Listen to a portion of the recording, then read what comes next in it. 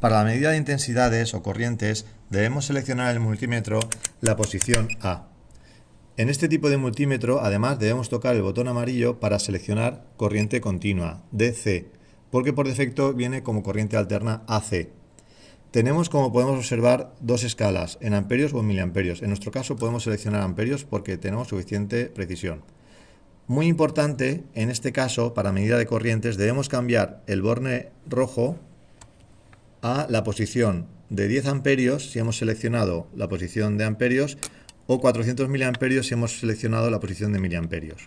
En nuestro caso, 10 amperios. El borne negro, como siempre, va a estar en común.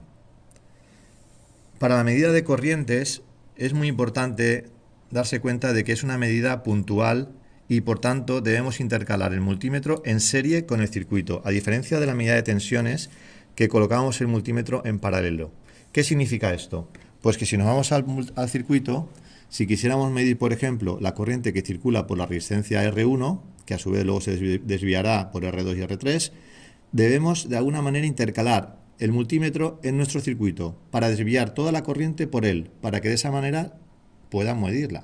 Entonces lo que vamos a hacer va a ser separar la resistencia R1 o bien el borne de salida o el de entrada, en este caso da igual, separarlo del circuito, para a continuación, con las puntas roja y negra del amperímetro, volver a tocar en aquellos puntos donde he separado el circuito, exactamente en los puntos donde he separado el circuito, para que vuelva a cerrarse el circuito y vuelva a funcionar. Entonces, tal como lo vemos en este dibujo, la corriente viene por la fuente, llega a este punto, está interrumpido, pero gracias a que volvemos a tocar por el amperímetro, la corriente se desvía por el amperímetro o multímetro y vuelve al punto donde originalmente debería llegar. De manera que, en lugar de dar este salto directo, hemos hecho que la corriente salte por el multímetro y así somos capaces de medirla, porque es un flujo de electrones lo que queremos medir. A continuación, la corriente sigue su curso en el resto del circuito. Bien, esto sobre el circuito, ¿cómo lo haríamos? Pues, por ejemplo, para hacer exactamente lo mismo, vamos a separar la patita de la derecha de la resistencia R1. La separamos y la pinchamos en un agujero diferente al anterior. Ahora mismo el circuito ya no funciona. Si conecto la fuente, observamos que no tiene consumo de corriente, porque el circuito ahora mismo está interrumpido, no deja pasar la corriente. Volvemos al circuito y entonces ahora cojo las puntas del multímetro. Normalmente se pone la punta roja donde viene la corriente y la punta negra donde se va la corriente. En este caso tocaría con la punta roja la patita derecha de la R1 y con la punta negra cualquiera de las patas de R2 o de R3 porque están conectadas entre sí, daría exactamente igual.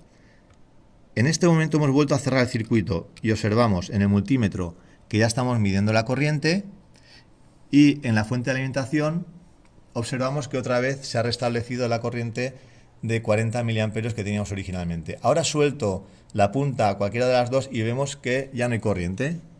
He soltado la punta, ya no hay corriente y vuelvo a tocarla y vemos que otra vez hay corriente. O sea, realmente el multímetro ahora se está comportando como si fuera un cable.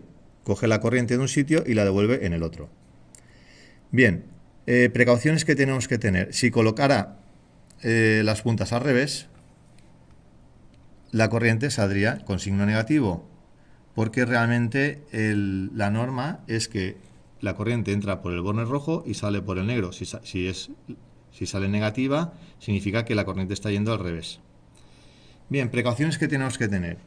Pues cuando abrimos el circuito es muy importante que toquemos exactamente allí donde hemos abierto el circuito. Un fallo frecuente es abrir el circuito y, por ejemplo, tocar con el borne rojo y con el borne negro aquí. En este caso, fijaos que estoy cogiendo la corriente directamente desde la fuente con el borne rojo y la estoy devolviendo a R2 y R3. Por tanto, R1 ha dejado de existir para el circuito, como si no existiera, la ha cortocircuitado. Como consecuencia de ello, la corriente resultante va a ser mayor, porque tenemos menos resistencia en el circuito y puede llegar a ser peligroso. Voy a tocar y observamos que la corriente sube a 58 miliamperios.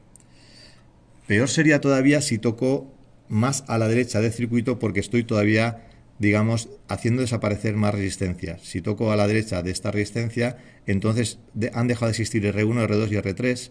Solamente tenemos R4 en nuestro circuito. Voy a tocar y voy a observar que la corriente todavía sube más. Esto es un fallo frecuente y hay que estar muy atentos para no hacerlo porque primero estamos desvirtuando completamente el circuito, estamos midiendo de forma errónea y lo peor es que podemos llegar a hacer un cortocircuito y que la corriente sea realmente elevada.